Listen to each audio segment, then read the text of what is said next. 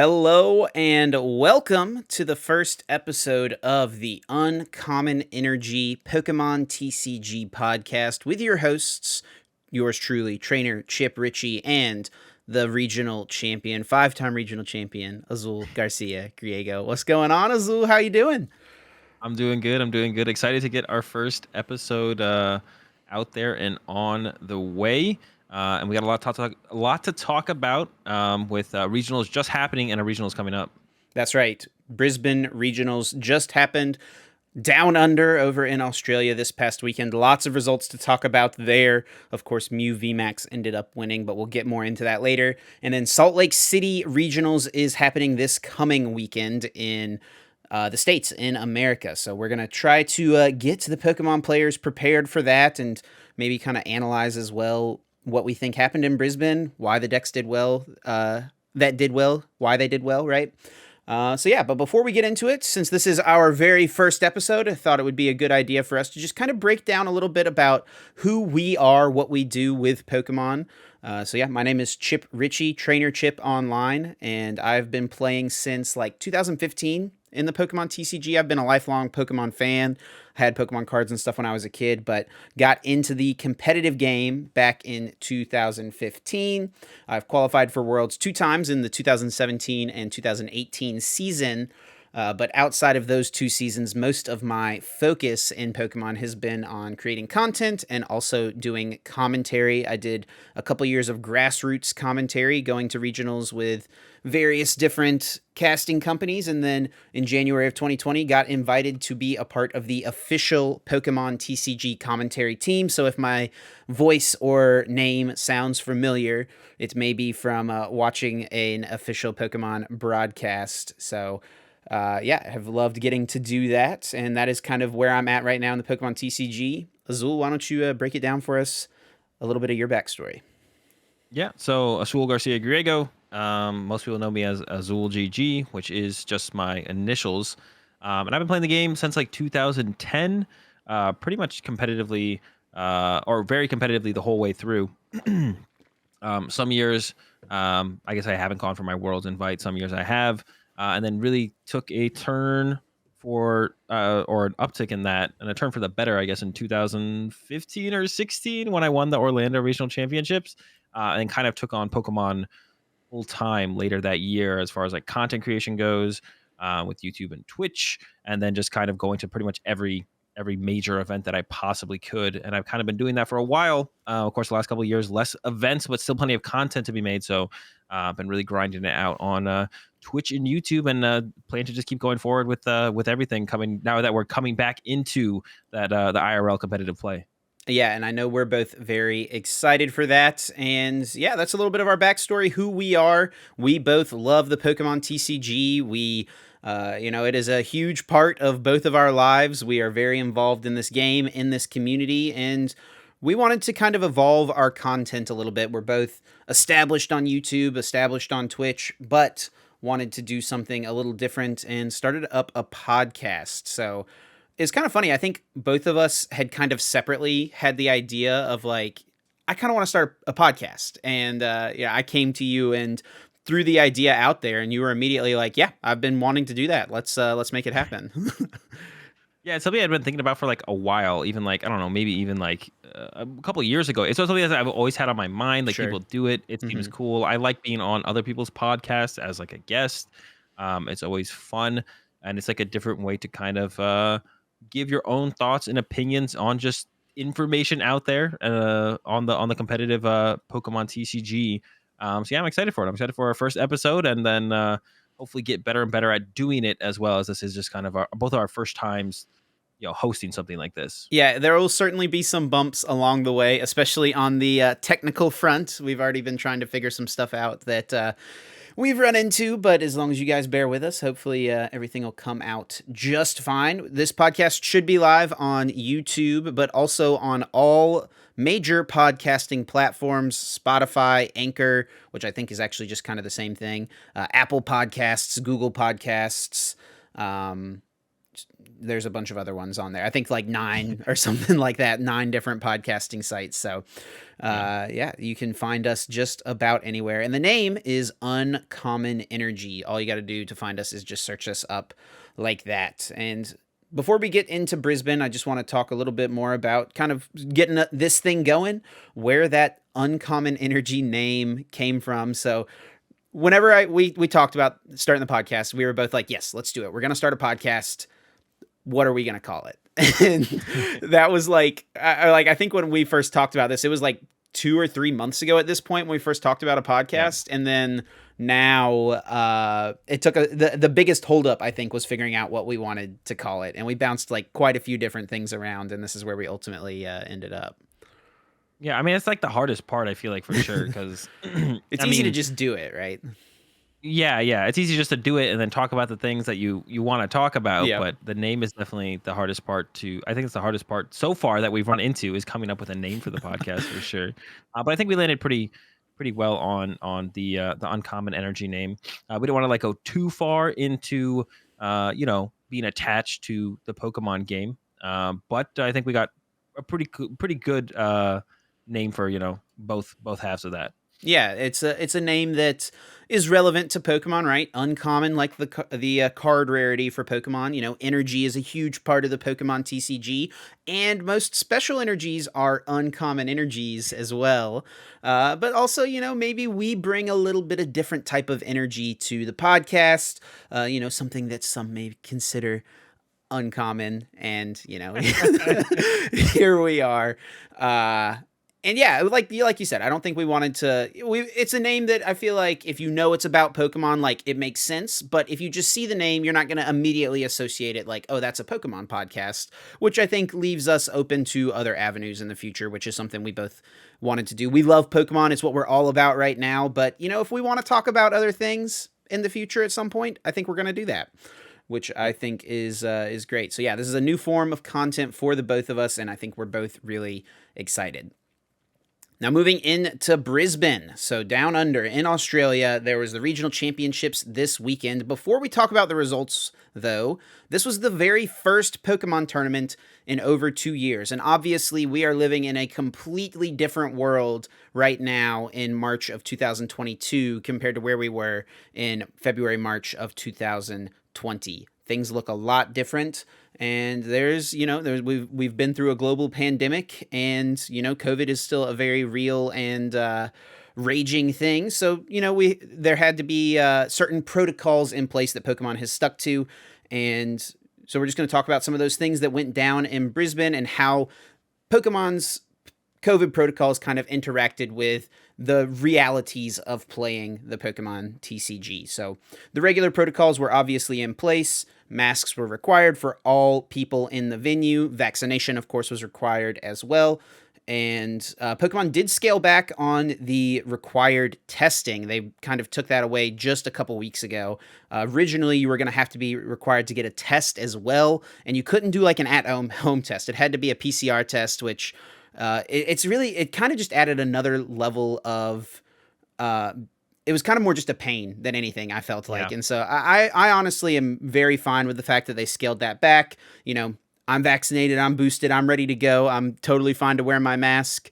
It's just, it felt like just one more unnecessary layer to me. So I was kind of glad to see that they scaled that back.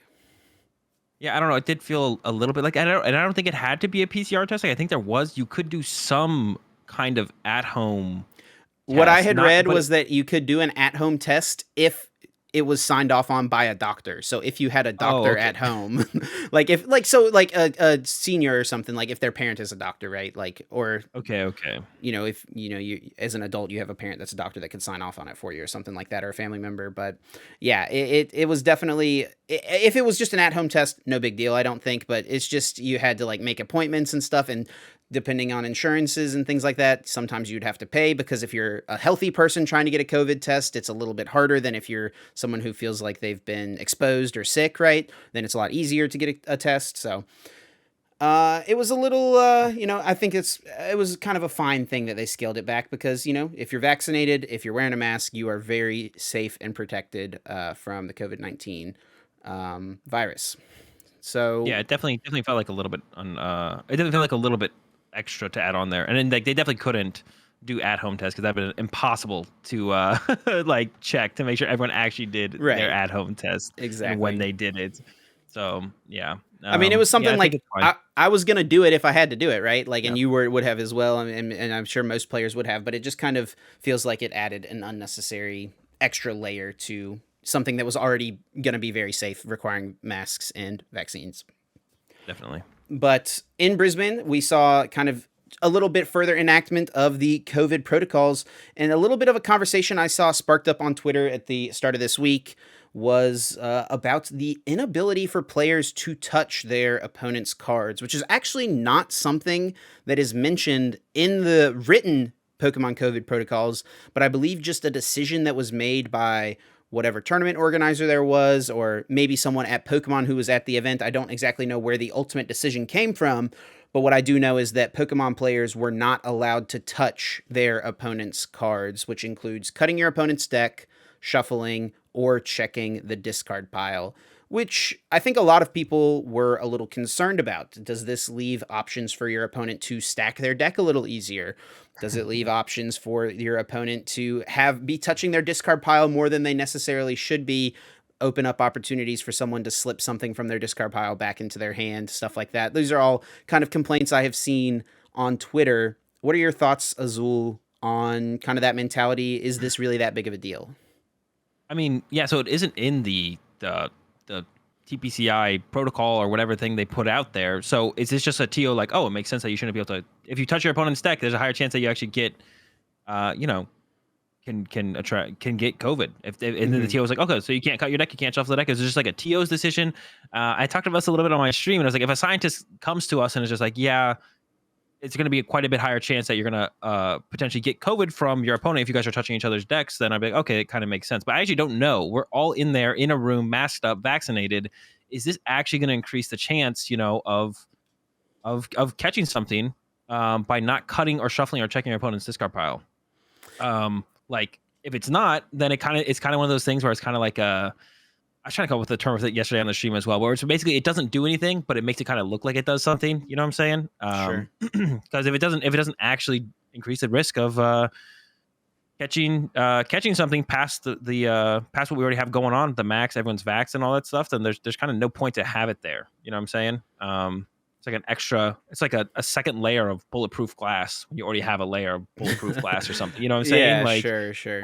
so if it's just unnecessary, then I think it's unnecessary and shouldn't exist. Because I know I'm someone I check my opponent's discard power like once a turn. So Yeah, yeah. once on one, at least once on their turn, sometimes on my turn as well. So I'm someone who I would love to be able to access my opponent's discard pile. But I mean, if it is like that big of a risk to have other people touching each other's cards and stuff, then I'm fine with it. But yeah, we haven't heard anything official for Salt Lake. This is just what happened at Brisbane, of course. Yeah, we'll have to see if this is the policy that is enacted as well in Salt Lake. So, as far as cutting your opponent's deck goes, because obviously after your opponent shuffles, there should be some way for you to be able to cut their deck. So since you weren't allowed to touch your opponent's cards, from what I understand, you were able to do is you were able to tell your opponent, "Hey, cut it about halfway to the top, cut it about 3/4 the way to the bottom," stuff like that.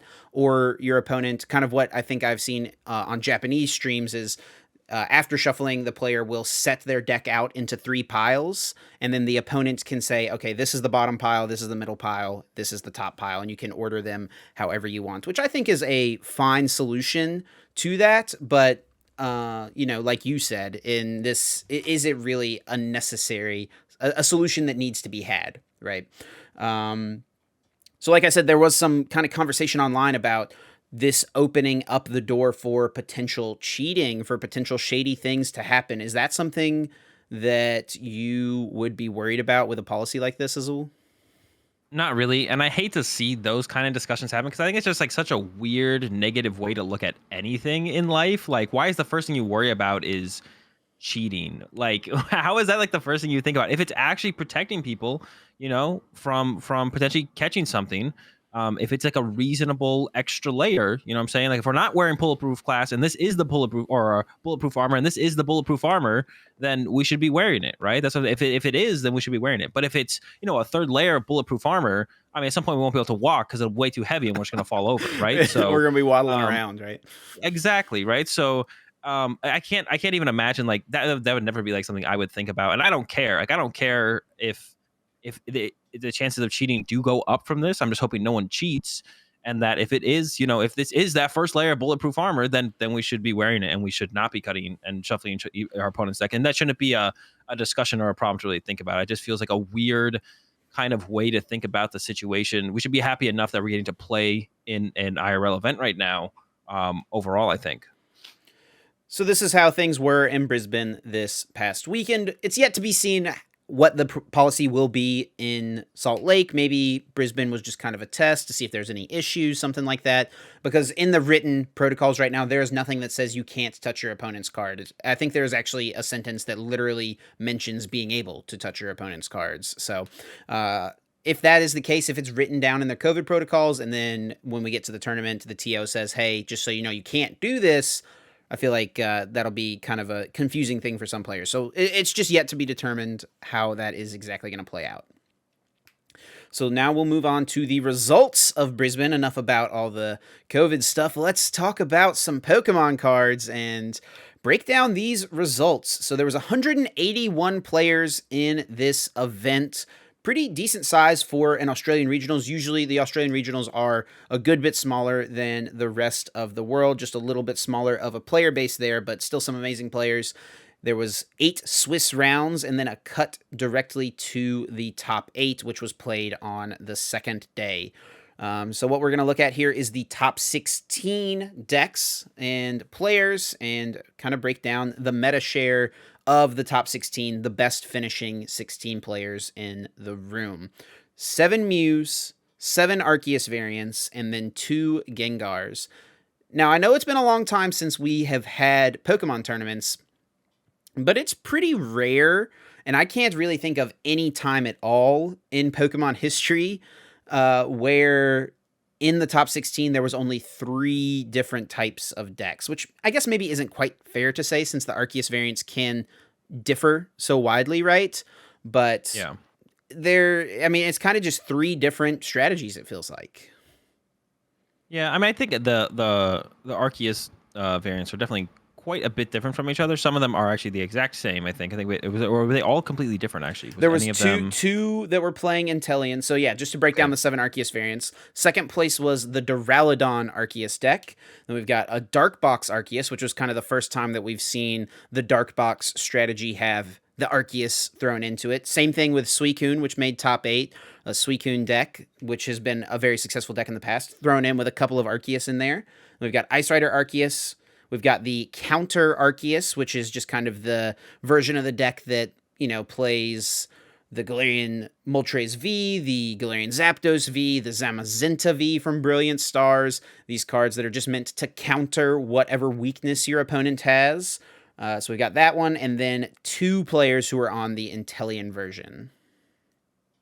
Yeah, so I mean, like the Inteleon build is kind of like the straight Arceus build. The other ones are kind of like 50-50, and then you have the ones like the Suicune build or the Duraludon build, where it's kind of just like a part of their engine to just kind of, it's just kind of like a nice inclusion to have in there. And the Counterbox build, I guess, is also like 50% Arceus, like 50%. But some of them are a little bit more centered around Arceus, some of them a little bit less. But it's kind of just like a support Pokemon, it almost feels like. In like certain giving decks, for sure, yeah. Yeah, when Tapu Lele was a card, everyone played 1 to 4 Tapu Lele, right? So it's like, I don't know, maybe it kind of fills that void right now. It kind of is like taking over Inteleon's spot a little bit, but then you also play it with Inteleon. So like back when Inteleon first became an engine, it was literally played in everything. Yeah. And it didn't attack very often, but it was still kind of there.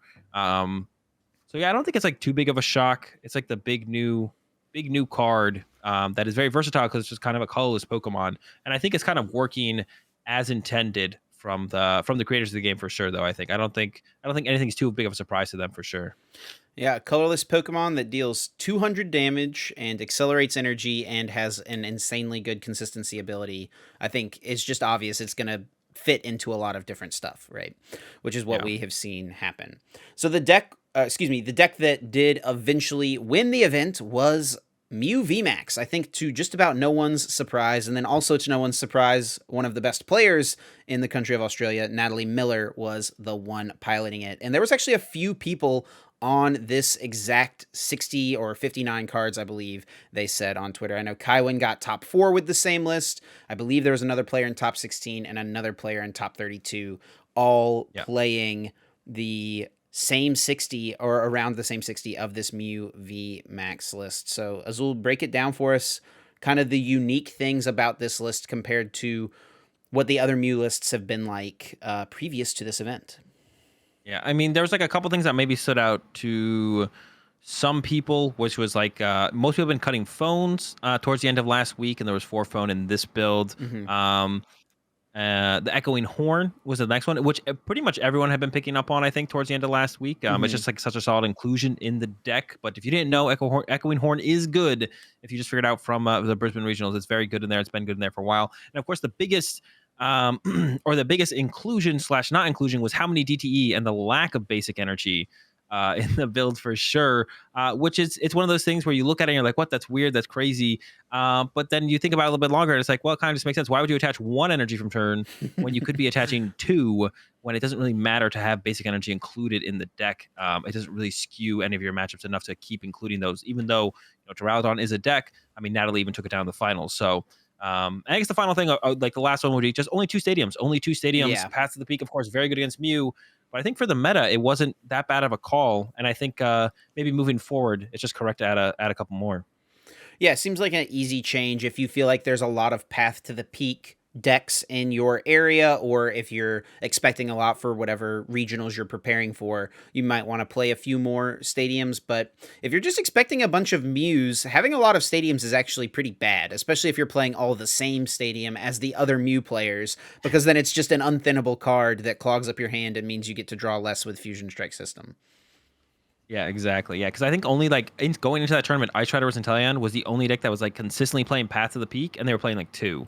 So unless they go first and throw down the Path to the Peak immediately, you have like a turn to kind of blow through your deck, set up a counter stadium, either by Rotom Phone to the top of your deck or just holding it in the hand, get some energy and play whatever. You have a turn to kind of work with, and then the Mew VMAX deck in general functions so much better under Path with the 3 DTE because you just need a VMAX and a DTE and you're swinging. You don't need to necessarily boss chase anything or get some crazy tablet combo. Just doing 290 damage to their active or knocking out a 2-prize Pokemon off the bench is usually pretty good. Another thing I definitely want to talk about, you just talking about the damage mod right there made me think of this, is just the double choice belt. I feel like some people were kind of just on the 1 choice belt. 2 choice belt definitely seems like the way. Just an additional damage modifier for this deck is crazy. It's actually just not unreasonable to OHKO a VMAX in 1 turn because the games are so short, right? You can just kind of hold your power tablets early, your opponent attacks with a VMAX, and then you just try to blow through everything, throw the choice belt down, play a bunch of tablets, get that 1-hit knockout. Choice belt really feels like a card that has unlocked the potential for Mew big time, makes it much easier to get to those numbers on, Pokemon like Arceus V-Star, any other VMAXs, of course the mirror match as well. Okay, so moving on from that winning Mew list, the second place deck was Arceus Duraludon. Pretty similar list to the one that Riley Holbert used to win the Full Grip Games 1K at the very start of the Brilliant Stars format on the Brilliant Stars release weekend. I believe only a couple cards different from when I looked over it pretty briefly. Arceus Duraludon, I think at first, a lot of people felt like this was the best way to play Arceus. This was just a natural partner. Duraludon seems like it's pretty good against Mew VMAX, but in reality, it's not like an auto win of a matchup by any means. Mew is just kind of that powerful and that good. But Arceus Duraludon did still make second place. I kind of felt like Arceus Duraludon had kind of fallen out of favor a little bit as the meta had evolved past the Full Grip Games. Were you at all surprised to see it take second place, or would you say that, seeing one in the top finishing lists of the tournament isn't that big of a surprise? No, I'm not like super surprised. And I actually I worked with the player who got second place. Oh, nice. A little bit with some coaching leading up to the tournament. I do agree with you. It did kind of feel like the deck was falling off a little bit. So I was a little bit worried for him going into the tournament, but it turns out that no worries were needed, because the main reason was because the other Arceus decks seemed to be favored against it more so than the Mew matchup, because they have healing, and this build tries to just be really consistent about Arceus into 2 Duraludon and just go from there. Hmm. So the healing, when this goes up against another Arceus deck through the Charon's Care, was a little bit scary. But I don't think too many of the other Arceus and Teleon decks, or Arceus decks in general, played that much healing. And I think just kind of the consistency and power of this deck is still like very relevant to being relevant in the meta. Like, I think like if you're just doing that much damage every single turn and then going into Duraludon, which can make things weird against a lot of matchups, even other Arceus decks, they have to have DTEs in play and stuff like that. You're one hit KOing pretty much anything with the Duraludon that isn't a V Star or a V Max. And then the 4 Collapse Stadium is always going to be super annoying against literally anything. Everything wants access to 5 bench spaces. You go up against Mew, you go up against even up against other Arceus decks. They want that 5th bench space. You just try and be annoying and hit hard. Any deck with the Inteleon engine as well, right? Like they all want a bunch of Sobbles and they need their attackers. Yeah, exactly. They all want 5 bench spaces, and you don't care about having 4, so may as well just put a Collapse Stadium in play over and over and over again, and either be discarding their Pokemon or just constantly limit them to 4 bench and making their turns and plays awkward turn to turn. And I don't know, the deck is just hits hard, hits reasonably fast. Like, attacking for that much turn 2, I don't think it's slow, but it's not as fast as Mew, I guess. And but yeah, it definitely doesn't have like an overpowering Mew matchup. Now that people have added in that the Echoing Horn, I think that really adds like enough lines for the matchup to Mew, where it is probably about a 50-50, maybe just slightly favored still for the Arceus Duraludon. So I've seen a lot of people online, and I know you have as well, talking about how can you play only special energy in Mew? You're just going to auto lose to Duraludon, right? And I think that's the mentality of a lot of people. The Skyscraper ability on Duraludon VMAX says that no Pokemon with special energy can deal damage to it. So how does a list with only special energy stand a chance? Well, it just so happens that Mew VMAX has a pretty good attack with Max Miracle, which hits through all effects, which you can just get 2 Mew VMAXs in play, copy it with your first Mew VMAX in the active that has a DTE on it, or if you just have 2 Fusion Strike energies on it, that works too. And then by just using Choice Belt and then a couple Power Tablets over the course of 2 turns, you can still just 2-hit KO a VMAX. And then the Horn, I think, is, like you mentioned, a huge factor in closing out the game for Mew. Yeah, I mean, that's basically all you need. Yeah, you can do the Horn combo. Sometimes you just like stop them from being able to play the game completely. Like if they go first and they attach to their Arceus, and you knock it out with Meloetta, you escape rope it into the active. Maybe you're playing catcher, whatever. Like you can stop them from being able to play the game pretty aggressively sometimes. If they do set up, it gets pretty close though, and it's not hard for them to set up. Their Pokemon are pretty big, and there's some big charms in there as well to make them even bigger. But yeah, it's definitely not one of those matches where you look at it, and maybe when you first look at it, if you're not experienced with the matchup or experienced with the decks, you look at it, you're like, oh, it's all special energy. Duraludon says you can't hit me with special energy. Okay, so then Duraludon wins. But if you dig a little bit deeper and you see, how aggressive Mew can be for taking knockouts, plus the Echoing Horn, and then you do have the Max Miracle if you need to. I'm sure you never want to hit into a Duraludon VMAX, but if you need to hit Duraludon VMAX because of Choice Belt now with the Max Miracle isn't very difficult. Yeah, not too big of a deal at all. Moving on through the rest of Top Cut, I would say probably the biggest surprise deck for the weekend. There wasn't any like crazy surprises, I don't think, but the Arceus Dark Box deck. So Dark Box, I don't really feel right calling this deck Dark Box. It's kind of what everyone has gone to, but when I think about Dark Box, I'm thinking about, the Darkrai Umbreon with the Weaviles from a couple years ago, right?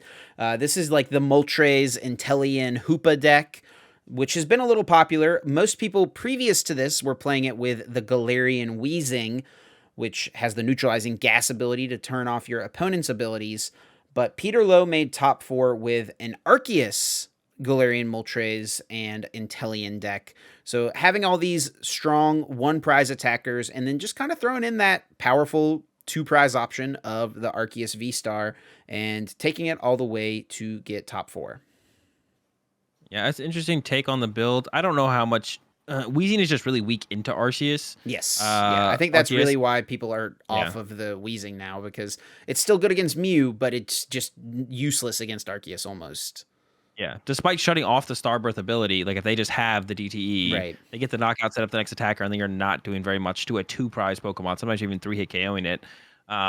It's definitely an interesting take on the deck. I would have to play around with this one to actually really get an idea if I like it or not. The one thing I do like, and something I've been like theorizingly adding to my own build of just kind of the Hoopa Moltres deck was the Moltres V, because I think it's a really big part of the Mew matchup to kind of just be able to get that first KO on that first Mew VMAX sooner, because what Mew VMAX likes to do is they like to use Mew VMAX while Moltres, the baby Galarian Moltres, can't get the one-hit KO. And with Choice Belt, you can get up to 300 damage, but if they've got a Fusion Strike energy, you can't quick shooting it. Yeah. But now, after they take that first, maybe second knockout, you can just go Moltres V and knock out that Mew VMAX and kind of accelerate the game a little bit earlier and put yourself actually ahead of the prize exchange by an extra turn. So the Moltres V I really like. The Arceus in there, I'm not convinced it's worth using, to be honest. It's Arceus, so it's not bad, but I don't know if it fits with everything else going on. Yeah, I mean, I would imagine it's probably you. So the problem with Galarian Moltres V against Mew VMAX is that it's a 2-prize Pokemon that usually has to be in play for a turn before you can attack with it. So it is a liability. You put it onto the bench, you use Dire Flame Wings, get an energy accelerated to it, and then Mew VMAX just plays boss's orders and knocks it out. So then you got no value out of it. But I believe, in theory, between Shady Dealings and Starbirth, the powerful abilities, and the one copy of Raihan that this deck played, you can set it up in one single turn. You throw it onto the bench, Raihan to it, Dire Flame Wings, attach for turn, take the knockout. So maybe throwing the Arceus in there just makes it that much more consistent to set up that specific play. Yeah, I could see it. I think you can do that without the Arceus. I don't think your Arceus against Mew is surviving. That's fair too, right? Starbirth. If there's no Moltres in play for them to boss, they're probably just going to boss the Arceus. Yeah. So that is. I don't think the Arceus is sticking around. I think you can pull it off with just the Raihan. Like the Moltres plus the Raihan, I think that is good enough probably most of the time. Because I don't think Arceus is gonna survive the turn to use the Starbirth up against Mew very often. Okay, so we'll just kind of group the rest of the Arceus variants into this next section. So Arceus Dark Box, Arceus Duraludon, we've already talked about. The other standout variants, what are kind of your thoughts here between these other 4? We've got Suicune, Ice Rider, 2 players who were playing the kind of standard Inteleon version, which I feel like was the most popular version online heading into this weekend. And then also that counter box, the weakness, the various Galarian birds version of the deck. So I'm not a huge fan of that one, the counter box build. I feel like you just actually have an unfavorable Mew VMAX matchup. I mean, you got the Moltres in there, but I feel like you have so many 2-prize Pokemon to play, and DT is so good at just keeping Mew ahead of the prize trade after you use your Meloetta that it's hard for that one to actually keep up. Besides that, I think it's a really cool deck. Because I always like kind of counter box decks in general. Because you always put cards in and out to beat certain matchups. But when you have to beat Mew, it's tough to want to play that build right now. I'm not surprised by the Inteleon ones doing well, of course. The Ice Rider I was a little bit surprised by. Well, not surprised. It's just like, it feels so weird. Ice Rider feels so weird, especially in online tournaments. It's sometimes winning them and it's sometimes nowhere to be seen. More so nowhere to be seen as of late. And this Suicune deck is another one interesting, kind of like the Arceus Dark Box build, where I'm not convinced that Arceus actually makes the deck better. Because we've seen the Suicune Path to the Peak Inteleon thing. This is not like a new thing, but now all of a sudden there's just like an Arceus line in here. But I'm not convinced that actually makes the deck any better. And maybe if you just go with a straight Suicune build, that might be the more optimal way to run the deck. But Arceus is so good, I could definitely see it being pretty good. I need to play around with it a little bit more, though. Definitely one where I'm like kind of on the fence. But Arceus Inteleon, I think, has kind of showed itself to be a very solid deck. You even had the world champion Henry Brandt playing that at the event. I think I heard him in a podcast or something saying you either play Mew VMAX or you play to have fun. And he chose fun for this event and went with the Arceus Inteleon, which definitely sounds like more fun to play than the Mew VMAX. But he also did not make top 8 at this one. So, I mean, who knows if he had picked up the Mew VMAX, who knows where he could have been. Right. I've definitely seen that sentiment a lot from players online, players who were testing leading up to Brisbane, players who are now testing this week leading into Salt Lake. It's like, why are we not just all playing Mew VMAX? Because the deck is just that good. People are trying to find counters for it, but even against the counters, it's like 50-50 at worst. And whenever a deck is 50-50 against the counters to the deck, it's pretty good. Yeah. So there's the rest of the Arceus variants. I definitely thought that the 2 Inteleons being the standout variant, made sense, but I was kind of surprised that was the only variant that there was multiple of, right? That there wasn't either more Inteleons, that there was just so much variety between the players who had Arceus in their lists a little bit. And I wonder if usually I feel like we get like meta share pie chart from Arcanine, and Arcanine did host this tournament online, so I'm kind of surprised we haven't seen like a meta share pie chart or anything like that, because normally pre-pandemic that was something that was always a good way to get a grasp of what the meta looked like for an event. Yeah, they probably saw that Mew was 50% of it and just like got depressed by that and decided to not Do we release it or really want to put something. this out there? Like, yeah, that could be the case. So closing out the top 16, we've got 2 players with Gengar. So no one made top 8 with Gengar, but we had Jose de la Garma at 12th place and Han Zhang with it in 16th place. So Gengar, not, I think, kind of a deck that people recognize has a lot of power, but it just needs so much more to get set up. You need to set up the Houndooms on your bench. You're trying to get a bunch of energies onto a big VMAX Pokemon, and you're damaging yourself while you do it. So you give up 3 prizes, and damaging yourself against Mew VMAX just kind of opens up the door for them to easier hit for one-hit KO numbers. So, yeah, Gengar VMAX. Were you surprised to see 2 players in the top 16 with it? Not overly, because I think it does have a favorable Mew VMAX matchup, even if it is like a little bit more of a clunkier deck. I don't know what you want to really call it. It's hard to compare anything to Mew as far as consistency goes, but it's looking like slightly clunkier.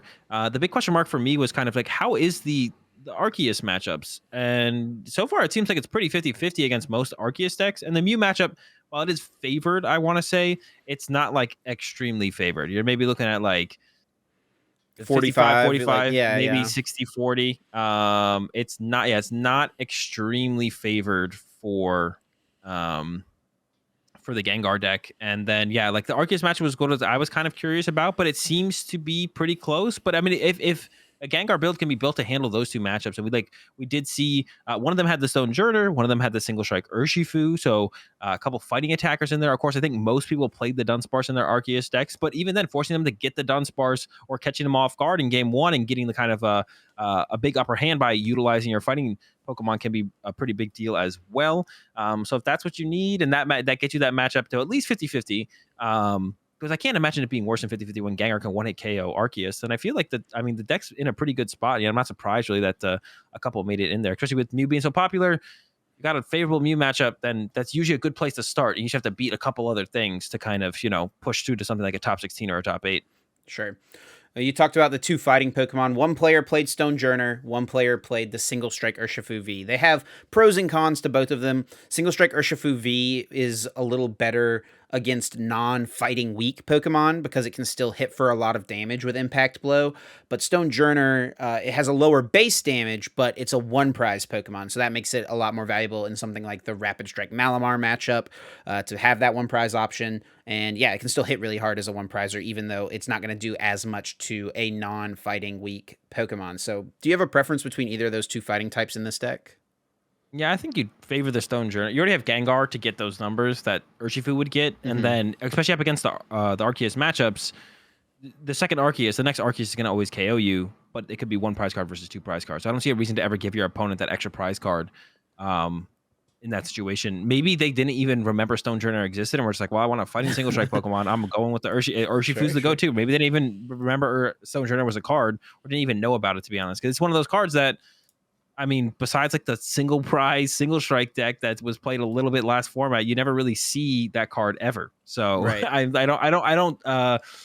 definitely don't blame them for not remembering that it existed and just going with like, well, I want a fighting Pokemon, let's put the Urshifu in there.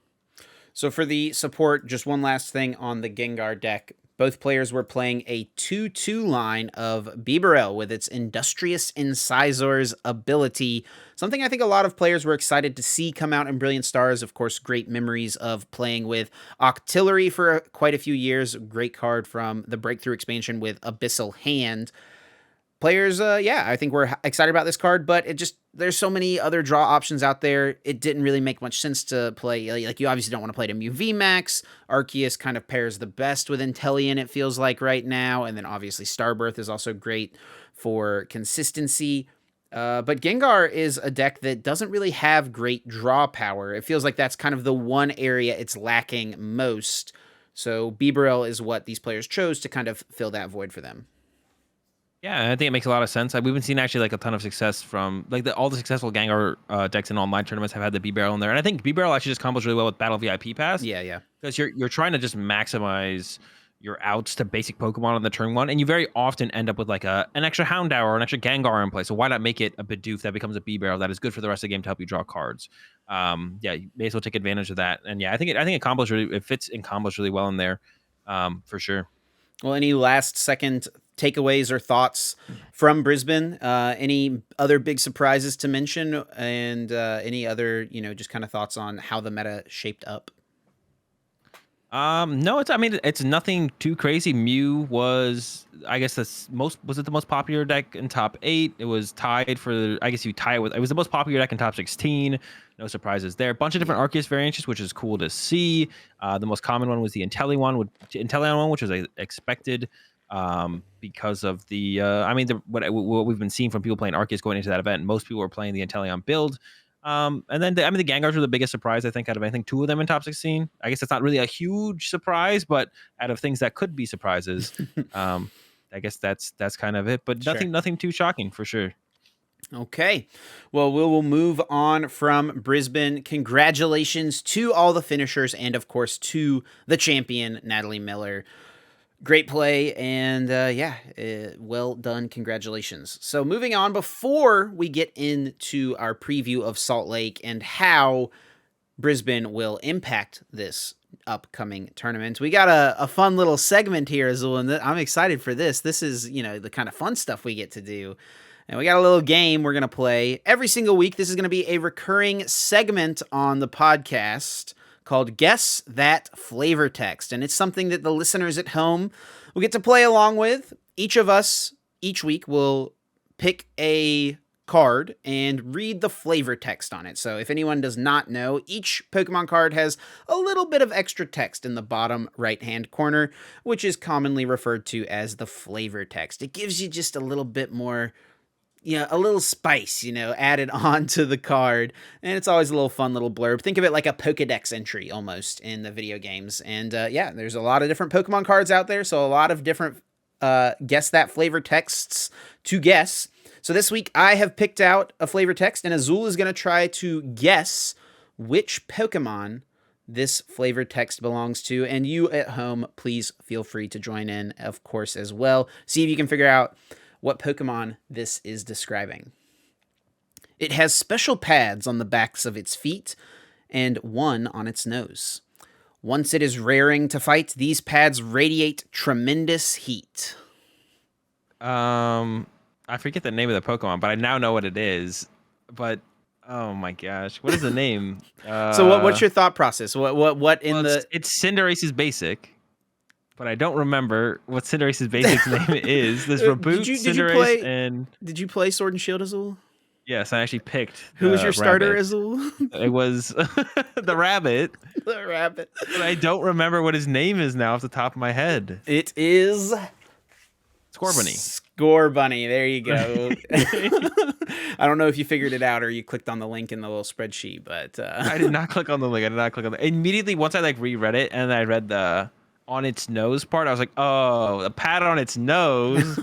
I know that Pokemon, but then I couldn't remember its name. So shout outs to Scorbunny, and if you guessed correctly at home, congratulations to you as well. Next week, Azul is going to pick out a card and read its flavor text for me to try to guess the card, and then, of course, you will continue to be able to guess along at home. Moving on from that, Salt Lake City is coming up this weekend, the first regionals that either of us will have been to since March of 2020. Azul, I'm super excited. I know you're super excited as well.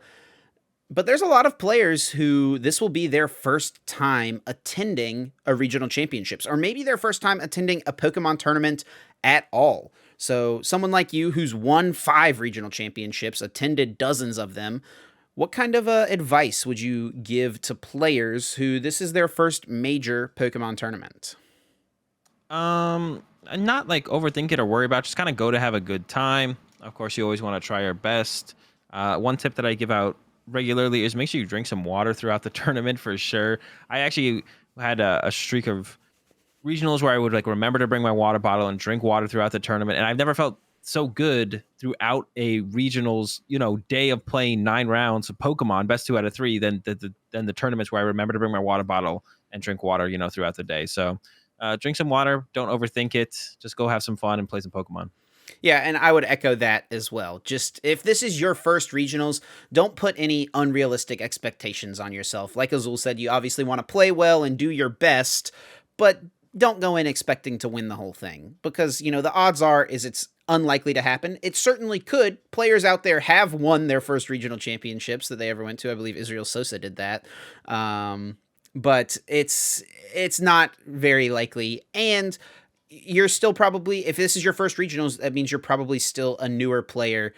Even if you started playing in the last couple of years, just go for the love of the game. Have a great time. Enjoy yourself. Play some side events. Like, just go play Pokemon. Buy something at the vendors. Just enjoy yourself. Enjoy the environment. It's an exciting time, and there's going to be plenty more regionals to go to. Just have a good time. Yeah. So moving on to kind of a topic that I feel like has come up multiple times over the last couple of years, mostly echoed by, some of the good IRL players who don't really participate that much in online events, is this idea of the internet player versus the IRL player. So when the pandemic hit in March of 2020, events got canceled and a lot of players kind of just backed off from the game, but it really paved a way for the online era to soar.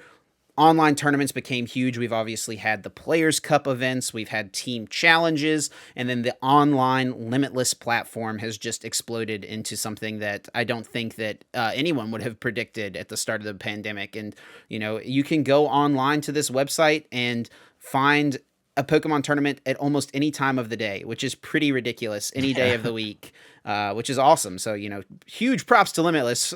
I think Limitless has done more for the Pokemon community than anyone else through the course of this pandemic, for the player community of the Pokemon TCG, more than Pokemon has done. I think Limitless has done the most of anyone. So big props to the whole crew over there. But yeah, this discussion has come up.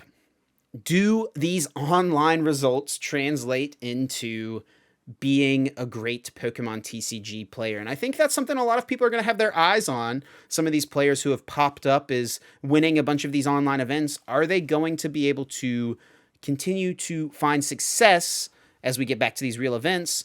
And conversely, these seasoned players who have not been playing for the last 2 years, who are trying to now hop back in, being removed from the game for a couple of years, do you think that they will continue to see the success they were seeing pre-pandemic? I think it just kind of matters how much extra time each side wants to put into it. So I do think playing IRL is harder than playing online. I think there was a little bit of discussion of that as well. As just it's two different things, right? There's open deck list versus closed deck list. And at first I didn't really care to think about it too much one way or the other. So I was like, yeah, I guess it could be about close. It could be about even, right? Different skill sets. But after going to the first full grip 1K event, I was like, no, playing in IRL is just harder than playing online. It just is. It's not even close. There's just more things you have to do to be efficient in the game when you're playing IRL than playing online, having access to your opponent's full 60. And that there is definitely a different aspect of that, of open deck list versus closed deck list. But when you apply closed deck list and it's at an IRL event, it is just harder to play the game IRL. So it is just harder. So I think some people might have some struggles with that. I think possibly, but I think if any of these whatever internet era players who have only seen success online or whatever want to have success IRL, they will. But it really just comes down to the players and if they want to put in the extra time and effort. Or maybe it'll just be kind of natural for them to just pick it up IRL as well. There might not be any more extra time or effort needed from them, to be honest. They might be already feeling a good spot, but it's definitely harder to play in real life. So for some of them, it might be a little bit of struggle, but who knows? Maybe it'll be fine for all of them. And as far as the season players coming back, I think it's kind of the same thing. It's not going to be too much of a struggle. Some of them might just be fine to just hop back into it. Pokemon hasn't changed that much in the last 2 years as far as the gameplay of it goes. So yeah, just got to do the same thing where they put in time with the deck that they want to play for the tournament, and then they'll be fine as well. Okay. Well, I think there's definitely going to be some growing pains as well for players who have seen success in online tournaments and are playing IRL competitively for the first time. Like, even if they've played locally or at home, there's a lot of stress that comes with playing at a regional championships, especially as you move through the day. You take a loss early, something like that. And then there's a lot of pressure on those mid to late rounds whenever a loss can just kind of eliminate you from the event. So, playing with that pressure is definitely a lot different than when it's just an online tournament that could just sit at home on your couch and play whatever deck you wanted to play. And if you did well, cool. If you didn't, no problem, because you didn't pay anything to enter it. You didn't have to fly somewhere to go play in it. So you got a little bit more skin in the game now. So there'll probably be some growing pains with some of the physical aspects of the game as well. The time management, I think, is going to be a big issue potentially for a lot of players. If you're not used to playing in a best of 3 50 minutes format, best of 3 50 minutes is not too bad online because the games move a lot quicker. But IRL, there's shuffling, there's deck searching, there's a little bit more thinking. It feels like the turns take a bit longer. Knowing when to scoop, I think, is an important skill for a Pokemon player in a best of 3 format. Oh yeah, for sure. And I think nobody, like, the percentage of people who actually know how to scoop properly is like 1% or less. Like, it's actually one of the so it's something you don't think about very much, because people are always, and I think it's fair to be concerned more so with, oh, they made a major mistake in that game, or the deck list they brought they know was a bad deck list choice or a bad deck choice. So there's so many more bigger glaring weaknesses for players that that's like one of those smaller things that you definitely want to try and learn to be efficient with. But like, a lot of people see a lot of stuff before they even think about, oh wait, I should have scooped that game earlier. They're thinking about the misplay they made 2 turns ago instead. Okay, so let's break down the impact of Brisbane Regionals on Salt Lake City. Are people going to be, I'm sure, analyzing the results and kind of testing appropriately? Do you expect most of the Mew players to just be kind of imitating Natalie's list? Do you expect, to see people spicing up their decks with Arceus V-Star, decks that maybe didn't play it previously? What are your thoughts? I mean, I can tell you right now, if you're playing basic energy, you should be cutting it. And I know there's in a your lot Mew deck, of in your Mew deck. In your Mew deck. I mean, if you're playing basic psychic energy, you probably should be cutting the whole deck. What? Because I can't think of a good basic psychic energy deck right now. Unless you can come up with some way to to kind of take advantage of the fact that Mew is only playing special energy, which I don't think there really is, because the DTE, just being able to use DTEs turn after turn after turn, you're still getting 4 or 5 attacks off in a game. As Mew VMAX, that's more than enough to close out a game against pretty much anything out there. So unless you can find some way to abuse that, cut the basic energy. A lot of people are very stubborn, I feel like, in Pokemon in general. It's something I like to personally take advantage of when there's like back-to-back regionals and stuff like that. It's kind of what I did with Atlantic City into Knoxville. I was like, people are still going to be playing Pikarom. People are still going to be playing decks that just lose to Mew VMAX or Mew Tag Team. I was like, I'm just going to play Mew Tag Team again. And I feel like you just got to jump on. You got to not be afraid to make the change. It's not a huge change to the list. I know a lot of people like get comfortable with their list. They're scared to make changes. They're afraid to make the adjustment. You got to jump on it as soon as possible. If your goal is to do well or win the tournament, cut the basic energy, put in the DTEs, and just start testing with the DTEs. It's not a huge change. I feel like people are always so scared to make even these little minor, seemingly or definitely are minor adjustments they think are huge changes, and they're scared of the Duraludon matchup, which is still a 50-50 even without the basic energy. You just get different lines of play that you all of a sudden get access to. Nothing really changes too much, or slightly favored for Duraludon, like I mentioned earlier. It's close. It's a close one still. Natalie beat it in the finals, so it's definitely winnable. It's proven. We've seen it or heard of it. Definitely, yeah. And yeah, just, I mean, that thing for sure. Just definitely just copy Natalie's list to start with, and then make adjustments from there.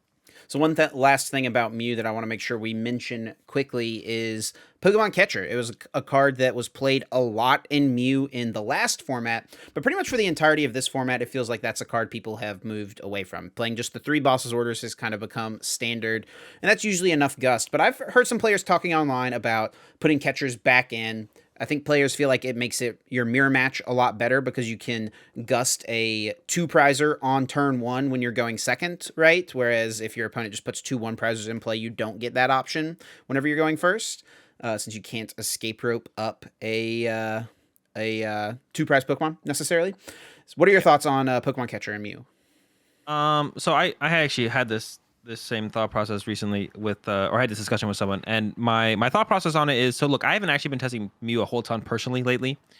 because I don't plan on playing it for Salt Lake.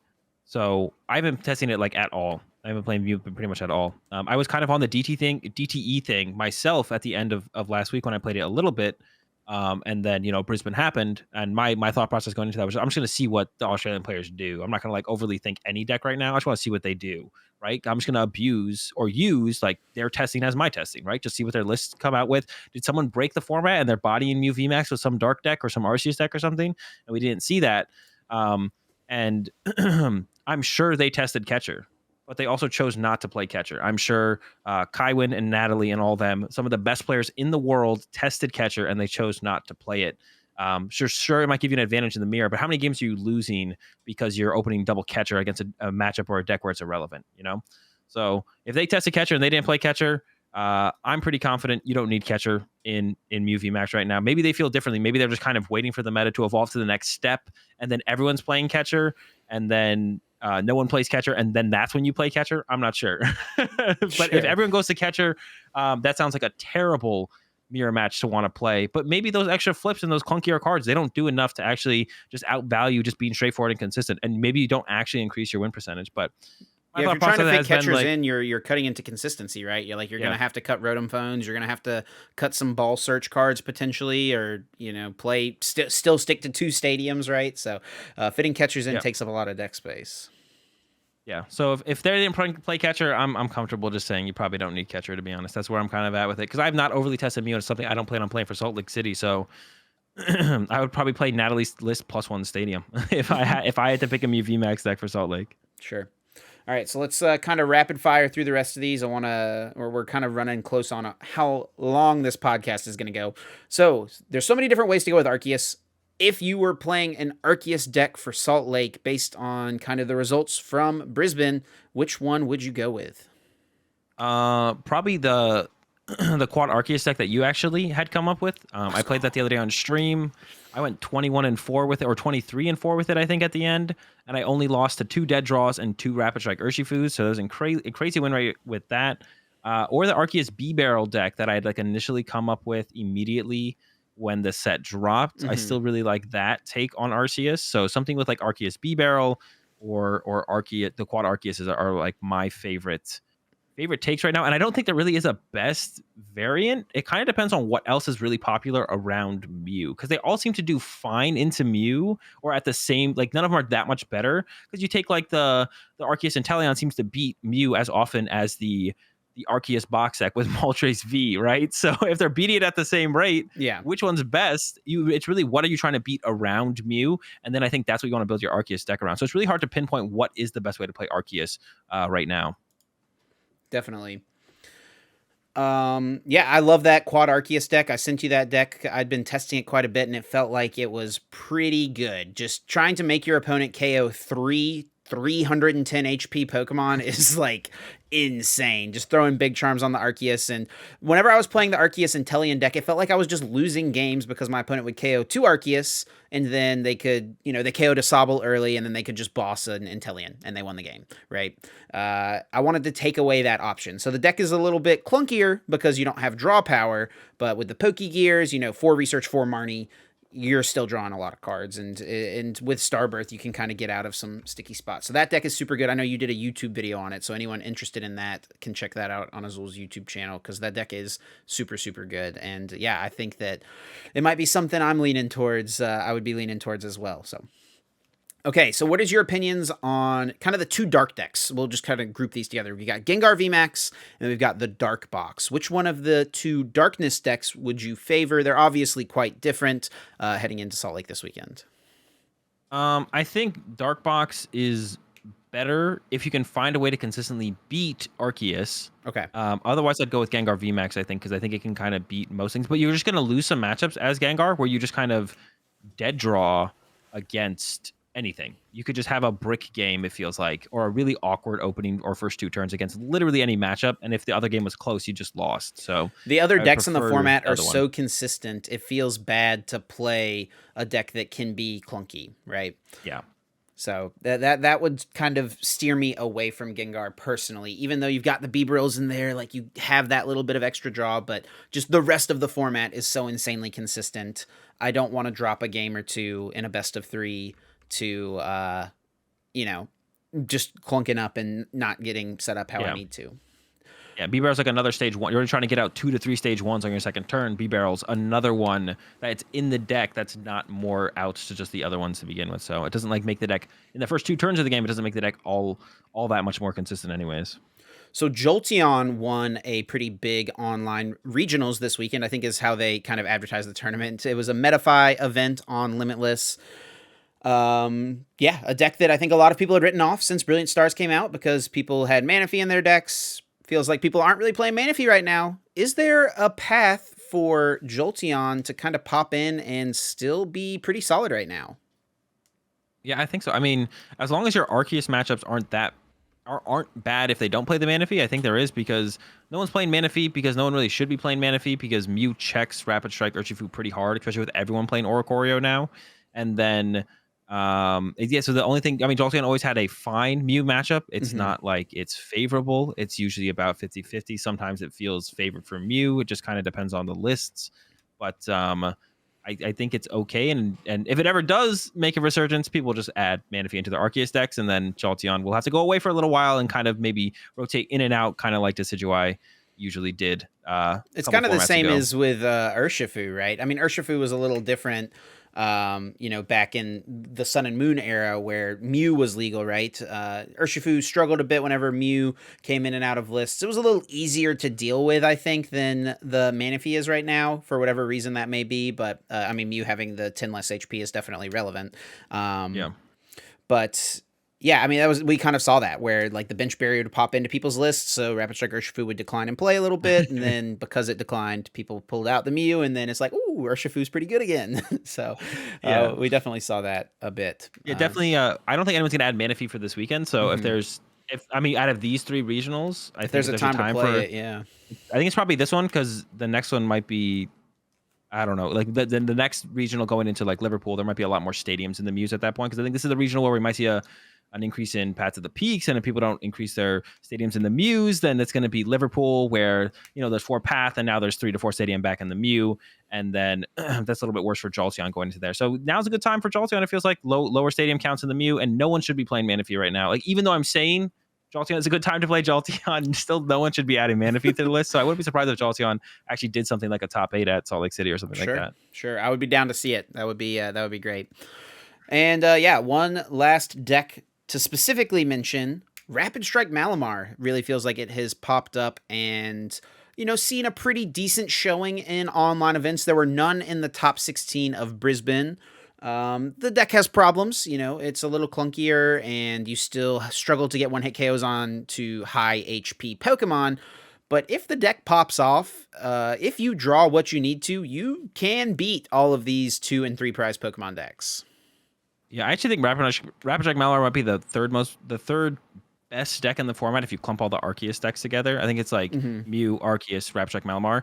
And the reason its win rate is so bad is because it's a very hard deck to play. Now, Mew is like deceptively hard to play, but Mew's power level is so high, you can misplay so much with Mew and still win games. Yeah. Whereas with Rapid Strike Malamar, if you misplay, you get punished really hard.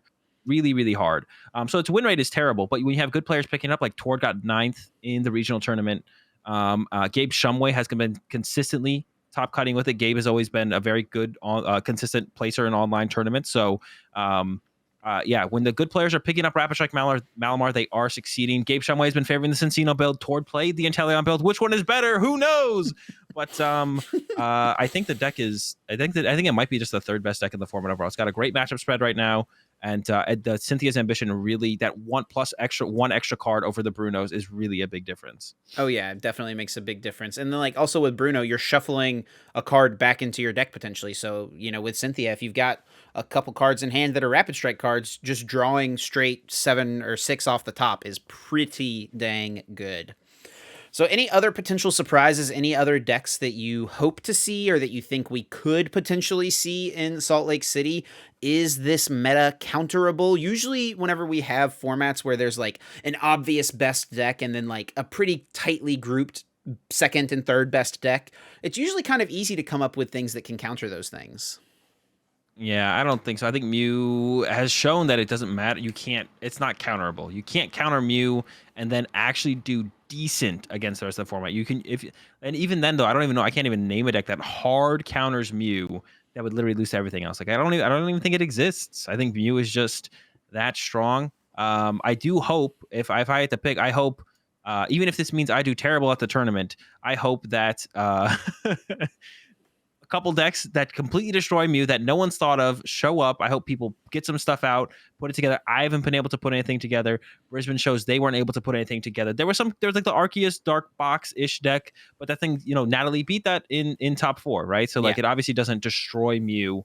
And when you look at it, it looks like it has about the same kind of game plan as the normal Hoopa Moltres decks had against Mew, and that's about a 50-50, maybe slightly favored for them, whatever. So I would just love to see some decks that destroy Mew. I'd love to see them take over the tournament, all of them in top 8, put them all in there, 2 testing groups of 4 people each. They both broke the format, and they can all play against each other in top 8. I'd love to see it. So I hope someone does that. So yeah, please. If you're that testing group, I'm rooting for you to show up big. You've got Azul on your side if you can beat Mew this weekend. So we'll see what people come up with. I'm always excited to see what creative things players come up with. Creativity is one of my favorite parts of the Pokemon TCG. Deck building, I think, is one of the most important skills. Meta prepping, all those things is part of what makes this time so exciting, these regional events. We want to give a big thanks to everyone for sticking with us and listening to our first podcast episode, our inaugural episode. Thank you, Azul, for getting together and helping us make this thing happen, man. It's a good time, and I'm glad we got this underway and got this started. Yeah, it's super exciting. I think I was a little shaky in this first one, but I'm going to improve in the future ones for sure. So yeah, if you guys enjoyed it, make sure you leave a like. Or I don't even know. There's leave a like on YouTube. What do you do on like Spotify and yeah. So if you're watching this on YouTube, be sure to leave a like and subscribe to the YouTube channel. But if you are listening on your preferred podcasting platform, please leave us a rating. It goes a long way. Leaving a rating takes just a second. You can leave us a little comment if you would like to as well. But even if you just drop us however many stars you feel are appropriate, it really does go a long way. And you're not allowed to say that, actually. Wait, what? Really? You're like genuinely, I'm pretty sure you're like genuinely not allowed to ask for a specific rating number. So yeah, you guys didn't hear that. Azul didn't say anything, but yeah, leave a rating. So yeah, we would really appreciate it. Takes just a second, and yeah, that is a huge way to help out a podcast is by leaving a rating. And if you want to interact with us on social media, you can follow the podcast on its YouTube page, on Twitter, and also on TikTok. We're going to try out posting some clips on TikTok. I'm interested to see how that's going to go. I think that the competitive Pokemon TCG might be a little bit too niche of a category on TikTok, but we'll try for a little while and see how the TikTok does. So go show us some love over there if you are a regular TikTok user. And you can also follow our socials. You can follow me on YouTube, Twitch, and Twitter at TrainerChip on all of those things. And you can find Azul on pretty much every social media platform at AzulGG as well. Yep. We're going to be trying to do these things every Tuesday morning moving forward, once a week, so you don't want to miss it. Be sure to subscribe to this YouTube channel so you can get notified, or follow the podcast on your podcasting platform. Good luck to all the players in Salt Lake City, and thank you guys so much for listening. Peace.